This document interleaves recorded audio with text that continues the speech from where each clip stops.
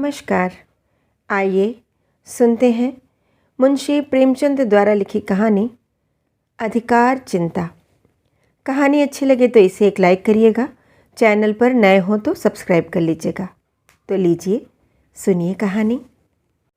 Tommy यूँ देखने में तो बहुत तगड़ा था, भूखता तो सुनने वाले के कानों के पर्दे फट जाते। डील डॉल भी ऐसा कि अंधेरी रात में उस पर गधे का भ्रम हो जाता। लेकिन उसकी श्वानोचित वीरता किसी संग्राम क्षेत्र में प्रमाणित न होती थी। 2-4 दफ़े जब बाजार के लेडियों ने उसे चुनौती दी तो वह उनका गर्व मर्दन करने के लिए मैदान में आया। और देखने वालों का कहना है कि जब तक लड़ा जीवन से लड़ा, नखों और दांतों से ज़्यादा चोटें उसके दुम ने की। निश्चित रूप से नहीं कहा जा सकता कि मैदान किसके हाथ रहा, किंतु जब उस दल को कुमक मंगानी पड़ी तो रण क्षेत्र के नियमों के अनुसार विजय का श्रेय टॉमी ही को देना उचित न्यायानुकूल जान पड़ता है। टॉमी ने उस अवसर पर कौशल से काम लिया और दांत निकाल दिए जो संधि की याचना थी, किंतु तब से उसने ऐसे सन्नीति विहीन प्रतिद्वंदियों के मुंह लगना उचित न समझा। इतना शांतिप्रिय होने पर भी टॉमी के शत्रुओं की संख्या दिनों दिन बढ़ती जाती थी। उसके बराबर वाले उससे इसलिए जलते कि वह इतना मोटा ताजा होकर इतना भीरू क्यों है। बाजारी दल इसलिए जलता कि टॉमी के मारे घूरों पर ही हड्डियां भी न बचने पाती थी। वह घड़ी रात रहे उठता और हलवाइयों की दुकानों के सामने के दोने और पत्तल, कसाई खाने के सामने की हड्डियां और छींचड़े चबा लेता। अतएव इतने शत्रुओं के बीच में रहकर टॉमी का जीवन संकटमय हो जाता था। महीनों बीत जाते और पेट भर भोजन न मिलता।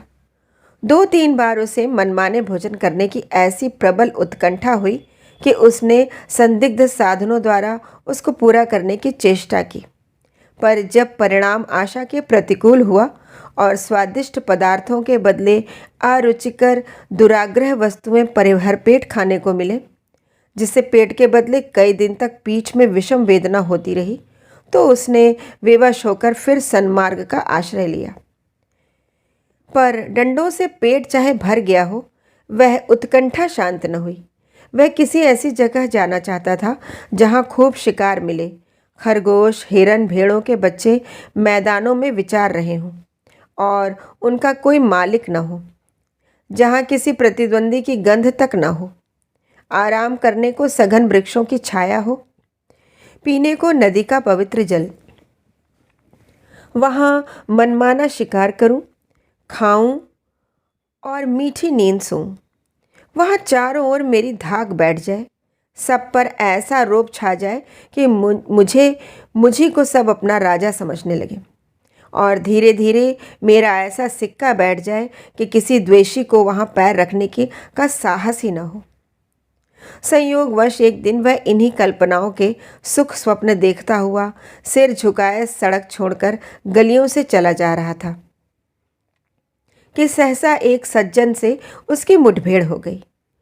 टॉमी ने चाहा कि बचकर निकल जाऊं, पर वह दुष्ट इतना शांतिप्रिय न था। उसने तुरंत झपट कर टॉमी का टेटुआ पकड़ लिया। टॉमी ने बहुत अनुनय विनय की, गिड़गिड़ा कर कहा, ईश्वर के लिए मुझे यहाँ से चले जाने दो। कसम ले लो जो इधर पैर रखूं।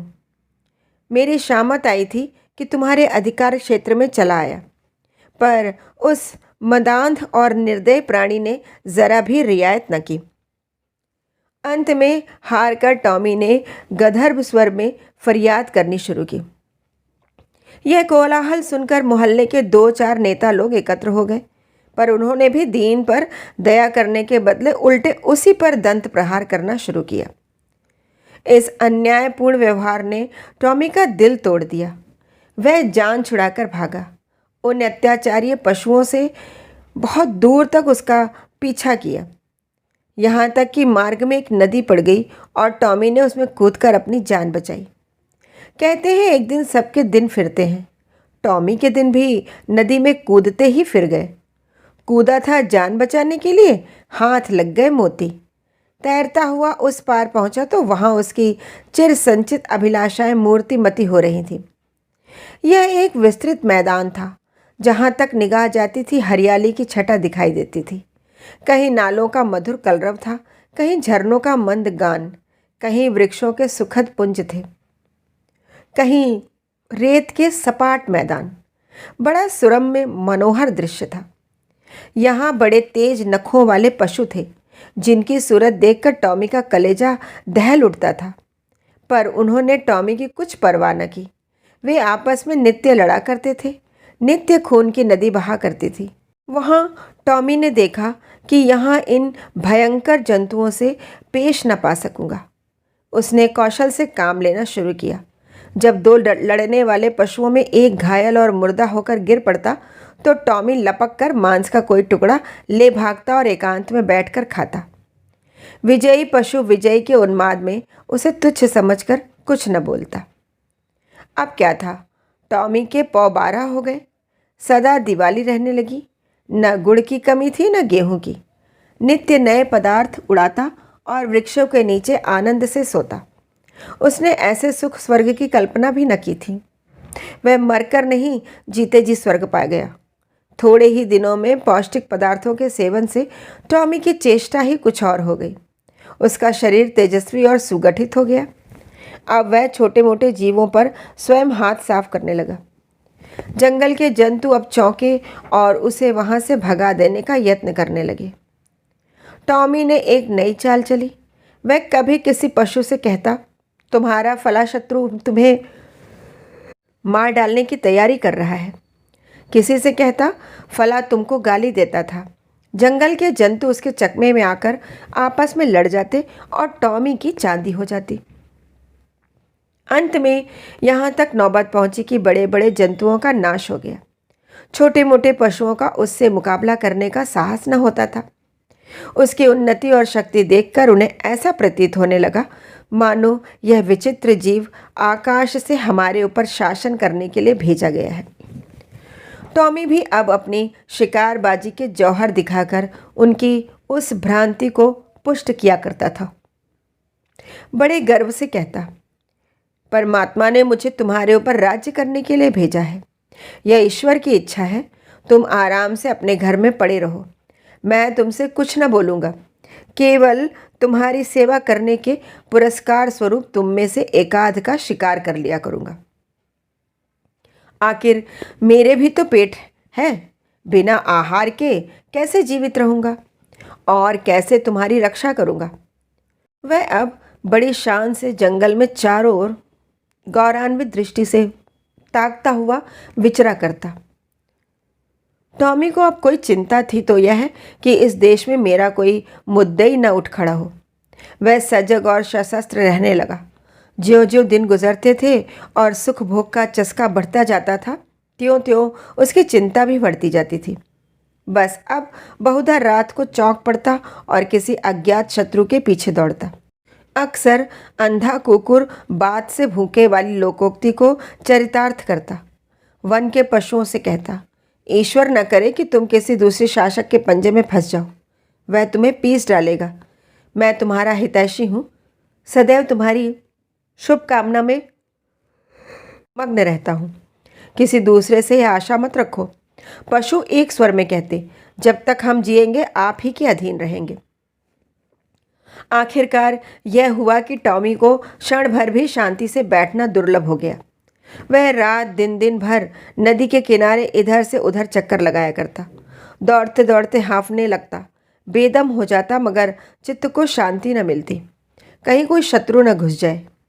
लेकिन क्वार का महीना आया तो टॉमी का चित्त एक बार फिर अपने पुराने सहचरी से मिलने के लिए लालायित होने लगा। वह अपने मन को किसी भांति रोक न सका। वह दिन याद आया जब वह 2-4 मित्रों के साथ किसी प्रेमिका के पीछे गली गली और कूचे कूचे में चक्कर लगाता था। 2-4 दिन तो उसने सब्र किया, पर अंत में आवेग इतना प्रबल हुआ कि वह तकदीर ठोक कर खड़ा हुआ। उसे अब अपने तेज और बल पर अभिमान भी था। 2-4 को तो वह वही मजा चखा सकता था, किंतु नदी के इस पार आते ही उसका आत्मविश्वास प्रातःकाल के तम के समान फटने लगा। उसकी चाल मंद पड़ गई। आप ही आप सिर झुक गया, दुम सिकुड़ गई। मगर एक प्रेमिका को आते देखकर वह विह्वल हो उठा, उसके पीछे हो लिया। प्रेमिका को उसकी वह कुचेष्टा अप्रिय लगी। उसने तीव्र स्वर से उसकी अवहेलना की। उसकी आवाज़ सुनते ही उसके कई प्रेमी आ पहुँचे और टॉमी को वहाँ देखते ही जामे से बाहर हो गए। टॉमी सिटपिटा गया। अभी निश्चय न कर सका था कि क्या करूं कि चारों ओर से उस पर दांतों और नखों की वर्षा होने लगी। भागते भी न बन पड़ा। देह लहूलुहान हो गई। भागा भी तो शैतानों का एक दल पीछे था। उस दिन से उसके दिल में शंका सी समा गई। हर घड़ी यह भय लगा रहता कि आक्रमणकारियों का दल मेरे सुख और शांति में बाधा डालने के लिए, मेरे स्वर्ग को विध्वंस करने के लिए आ रहा है। यह शंका पहले भी कम न थी और अब और बढ़ गई। एक दिन उसका चित्त भय से इतना व्याकुल हुआ कि उसे जान पड़ा शत्रुदल आ पहुंचा। वह बड़े वेग से नदी के किनारे आया और इधर से उधर दौड़ने लगा। दिन बीत गया, रात बीत गई, पर उसने विश्राम न लिया। दूसरा दिन आया और गया पर टॉमी निराहार निर्जल नदी के किनारे चक्कर लगाता रहा। इस तरह 5 दिन बीत गए। टॉमी के पैर लड़खड़ाने लगे, आंखों तले अंधेरा छाने लगा। क्षुधा से व्याकुल होकर गिर पड़ता, पर वह शंका किसी भांति शांत न हुई। अंत में 7वें दिन अभागा टॉमी अधिकार चिंता से ग्रस्त, जर्जर और शिथिल होकर परलोक सिधारा। वन का कोई पशु उसके निकट न आया। किसी ने उसकी चर्चा न की। किसी ने उसकी लाश पर आंसू तक न बहाए। कई दिनों तक उस पर गिद्ध और कौवे मंडराते रहे। अंत में अस्थि पंजरों के सिवा और कुछ न रह गया। कहानी सुनने के लिए बहुत बहुत धन्यवाद।